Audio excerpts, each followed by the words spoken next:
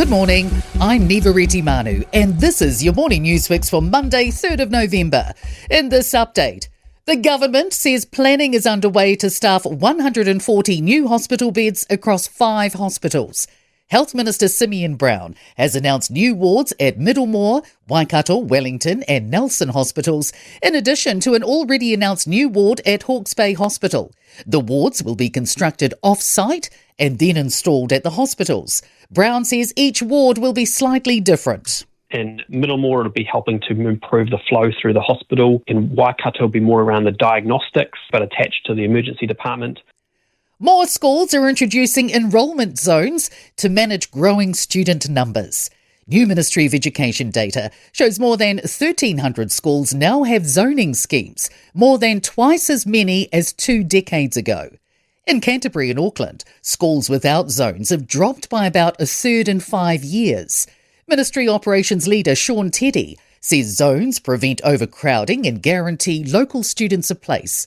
He says families still have options if they want to attend a different school, including applying out of zone or considering private, charter or home-based education. Concerns about further measles transmission as more cases are linked to schools. There are now 17 active cases. 1 in Northland, 5 in Auckland, 1 in Taranaki, 2 in Manawatu, 6 in Wellington and 1 in Nelson. Some of the cases are linked to Wellington Girls College and Auckland Grammar School. Auckland University public health expert Michael Baker says it's a recipe for more spread. If you're not immune and you spent a day in a classroom with someone else who was actively infectious, you're almost certainly going to get infected yourself. Questions remain over the motivation behind a mass stabbing attack on board a train in the UK. 2 British men have been held on suspicion of attempted murder following the Saturday night attack, which forced the London-bound train to make an emergency stop in Huntingdon. 9 people suffered life-threatening injuries and 2 remain in a critical condition. Police don't believe it was a terrorist attack. Concerns a law cracking down on online harm is still only reaching the tip of the iceberg a decade on from its inception. The number of people with finalised charges under the Harmful Digital Communications Act has jumped from 18 in the first year to 114 in the past year. The number convicted of the most serious offence has risen from 12 to 75.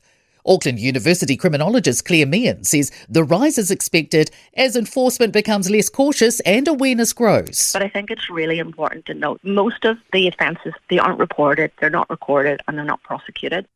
And in sport, Kiwis coach Stacey Jones has saluted the Pacific Championships as an advertisement for International Rugby League after his side beat Tonga 40-14 at Eden Park.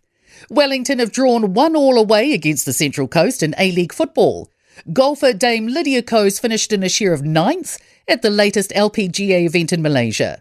An anonymous TAB punter could net over $732,000 from tomorrow's Melbourne Cup via a 12-leg multi-bet in January if Buckaroo finishes in the top 3. I'm Nivareti Manu, that's your latest news fix. We'll be back with the next update at midday from the Newstalk ZB newsroom.